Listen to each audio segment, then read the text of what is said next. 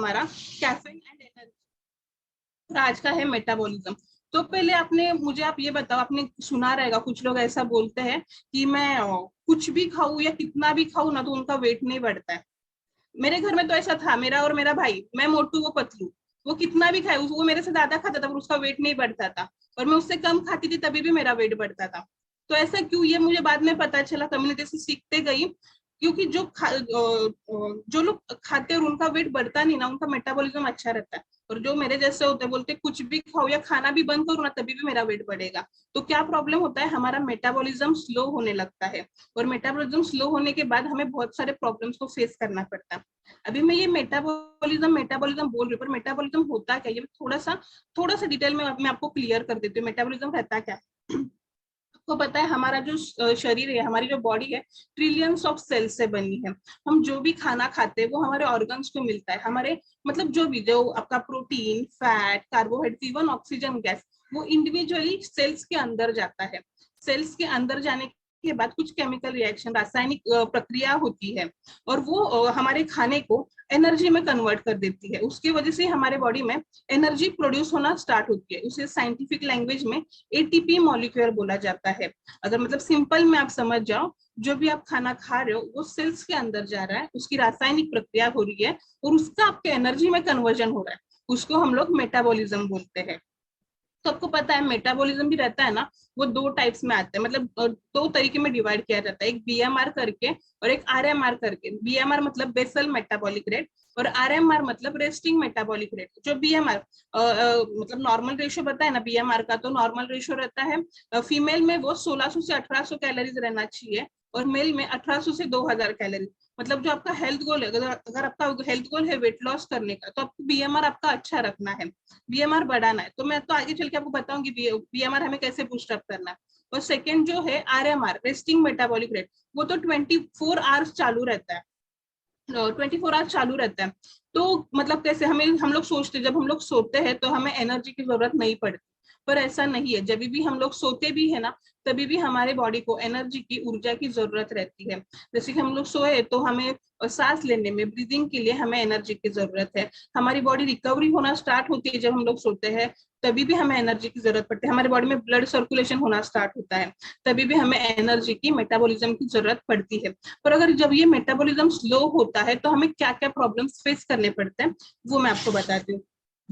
ये metabolism syndrome है, पहले तो ये समझ लो, मेटाबॉलिज्म सिंड्रोम कोई भी बीमारी नहीं है, ये तो हमारे बॉडी की वास्तविक जो स्थिति है ना, वो डिफाइन करता है। अगर आपका मेटाबॉलिज्म स्लो होता है तो आपको बहुत सारे प्रॉब्लम्स फेस करने पड़ते हैं, जैसे कि ये जो सब प्रॉब्लम्स है, मतलब आपको high BP, high cholesterol, high मतलब ओबेसिटी बढ़ना चालू हो गई, ये सब एक साथ में आता है ना, तो आपको मेटाबॉलिज्म सिंड्रोम उसको बोला जाता है।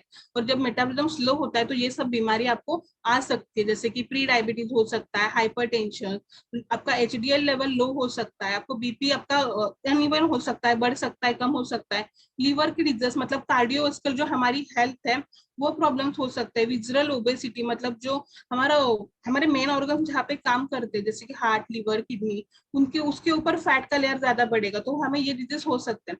पर ये हो गया प्रॉब्लम्स, तो हमें प्रॉब्लम्स, हम लोग हमेशा बोलते हैं ना prevention is a better than cure, तो हमें कैसे क्योर करना है वो देखना है। ये प्रॉब्लम्स हो गया, मैंने पहले भी बोला ये डिजीज नहीं है, तो इसको हम लोग नॉर्मल कर सकते हैं। तो कैसे हमें बूस्ट अप करना है हमारे मेटाबॉलिज्म को, तो ये कुछ पॉइंट्स हैं। अब आप लिख के भी ले सकते हो, आपको ध्यान में रखनी है पॉइंट्स, आपको ये बहुत हेल्प करेंगे आपके वेट लॉस जर्नी में। सो फर्स्ट है need to increase your protein in your diet. अब जो भी आपका इवन जो भी डाइट है, आप दिन में कितनी भी बार खा रहे हो ना, आपका एक भी मील ऐसा नहीं होना चाहिए कि उसमें प्रोटीन नहीं है। कितना प्रोटीन खाना है आपको डेली, आप अगर आपका वेट 70 kg है तो आपको 70 ग्राम प्रोटीन लेना है, मतलब आपको 1 kg के लिए 1 ग्राम प्रोटीन की जरूरत है। Second, eat small frequent meals. मतलब कुछ लोग क्या करते हैं, वजन बढ़ता है ना तो दिन में एक बार ही खाऊंगा, तो एक बार ही खाएंगे तो क्या करेंगे, बहुत सारा खाएंगे। या हमारे इंडिया में बोलो तो ऐसे जो भी पार्टी जलसा रहता है वो नाइट में रहता है, तो खाते हैं तो रात में पेट भर के खाएंगे और फिर सो जाएंगे, तो बॉडी में से वो एनर्जी में कन्वर्ट नहीं होता, उसका कन्वर्जन हो जाता है फैट में। तो जो भी हम लोग खा रहे हैं ना उसको स्मॉल फ्रीक्वेंट मतलब छोटे छोटे मील्स में आपको उसको डिवाइड करना है। जैसे अभी आपने जैसे कम्युनिटी ज्वाइन किया, आपके जो कोचेस रहेंगे उन्होंने आपको पर्सनली मील प्लान दिया रहेगा, या पर्सनली डाइट प्लान दिया रहेगा, उसको आप डिवाइड, उन्होंने आपको डिवाइड करके दिया है 5 मील प्लान या 6 मील प्लान में, आपको वो फॉलो करोगे ना आपको तो आपका मेटाबॉलिज्म बूस्ट होने वाला है।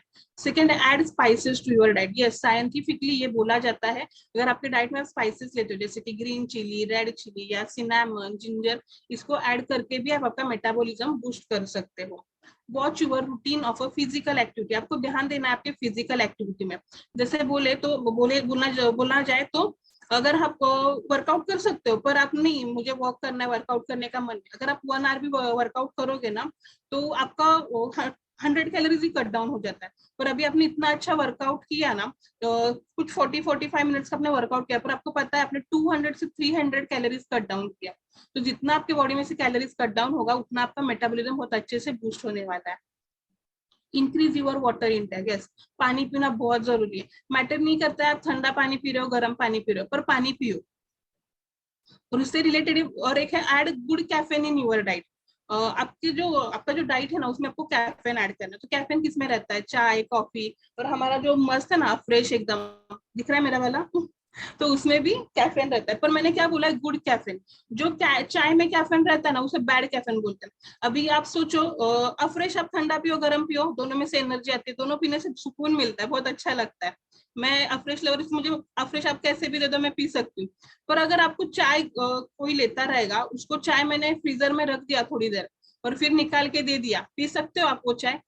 नहीं पी सकते हो, क्योंकि चाय, जो चाय लवर रहते हैं ना उनको गरम गरम चाय पसंद है। पर आपको पता है जो चाय पीते हो ना उसका जो गर्म पानी रहता है वो आपको रिफ्रेश करता है, ना कि वो चाय करती है। और आप जो चाय पियोगे ना उसमें से कैफीन तो, बैड कैफीन तो आपकी बॉडी में चला जाएगा, पर आप एक्स्ट्रा उसमें शुगर भी डाल दोगे तो बहुत एक डिजीज को आप इनवाइट कर रहे हो अपने बॉडी में। तो जो हमारा फ्रेश है ना उसमें, उससे तो आपका मेटाबॉलिज्म बहुत अच्छे से बूस्ट होगा, पर अलग अलग बहुत सारे आपको मतलब फायदे होने वाले हैं।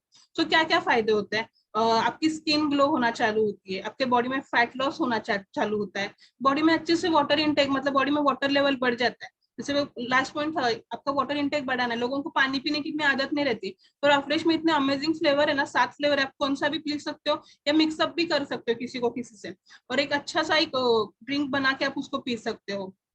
आपका कंसंट्रेशन लेवल बढ़ाने के लिए हेल्प करता है। इससे अलग अलग अफ्रेश के फायदे हैं। तो क्यों? इसमें गुड कैफीन है इसलिए वो आपको हेल्प करता है।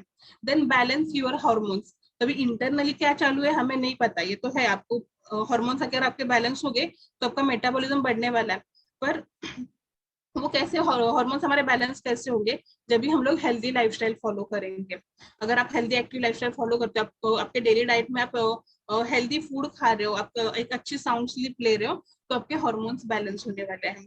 ओके, सो और आपको पता है क्या, कंपनी ने एक टारगेटेड न्यूट्रिशन बनाया है हमारे मेटाबॉलिज्म को नेचुरल वे में बूस्ट अप करने के लिए।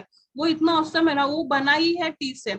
उसमें कंपनी ने along T, black T, green tea, ऐसे एक्सट्रैक्ट मिला के, उसमें बहुत सारी चीजें मिला के वो एक बहुत अच्छी सप्लीमेंट बनाई है। उसके बारे में हम लोग वीडियो देखेंगे पहले। Okay,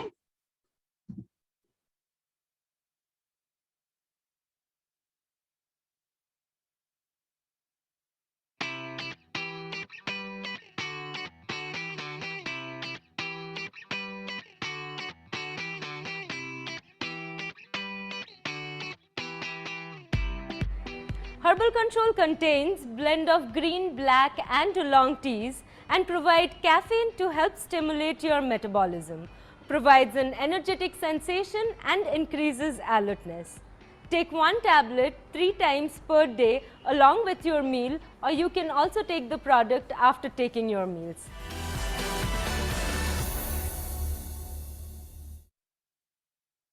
okay. सो हर्बल कंट्रोल, हमें अपने हर्बल कंट्रोल सप्लीमेंट का वीडियो देखो, वो आपको हेल्प क्या करेगा?